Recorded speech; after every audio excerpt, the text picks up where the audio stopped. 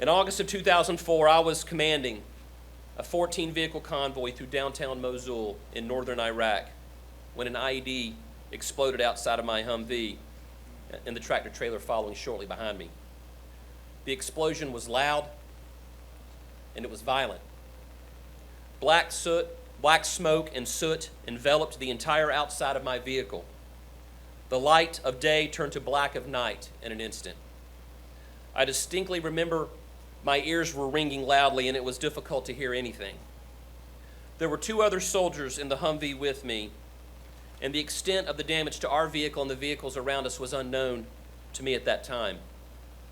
What I did know is that we had trained for the expectation that when insurgents detonated an explosive device, the intent was to stop the convoy so that they could open fire on soldiers stopping to help the disabled vehicles.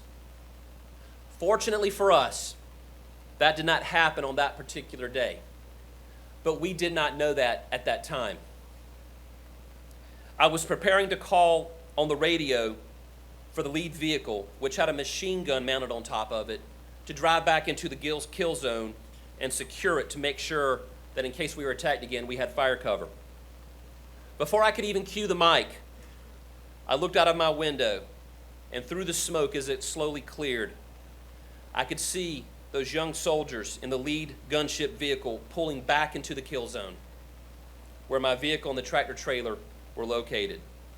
They crawled onto a burning tractor trailer immediately behind me and pulled out the 2 drivers. They secured them into the vehicle seconds before that tractor trailer was engulfed in a giant fireball. These soldiers did this without any regard for their personal safety, and they did this not knowing whether other IEDs would be detonated or whether insurgents would be shooting at them. As soon as I confirmed that our soldiers were safely secured, I immediately ordered all vehicles to clear the area. We then drove several miles to a forward operating base to secure our remaining payload and to take stock at what had just happened to all of us. What I later learned was that shrapnel from the explosion disabled the truck behind me, causing it to catch on fire.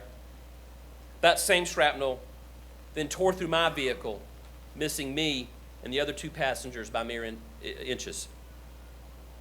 The same shrapnel that ripped through my vehicle traveled 50 yards into the vehicle in front of us, tearing through the pant legs of the soldiers standing up in the Humvee behind the machine gun.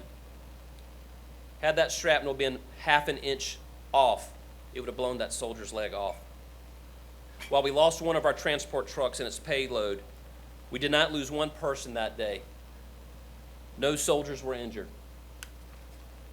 That moment in time back in August of 2004 was a pivotal point in my life. First, it impressed upon me that God is always in control, even when things seem dark and difficult. Second, the courage of those young soldiers who acted without any personal regard for their own safety inspires me to this day to find the courage to act in difficult situations regardless of the consequences. Lastly, it reminds me not to take for granted the life I have been blessed with since that fateful day. Every big decision I have made over the last 20 years has in some way been influenced by that life-changing event, that pivotal moment. My decision to run for governor, it's no different. That life-changing moment for me 21 years ago was a pivotal point in my life, just as this election is a pivotal point for South Carolina.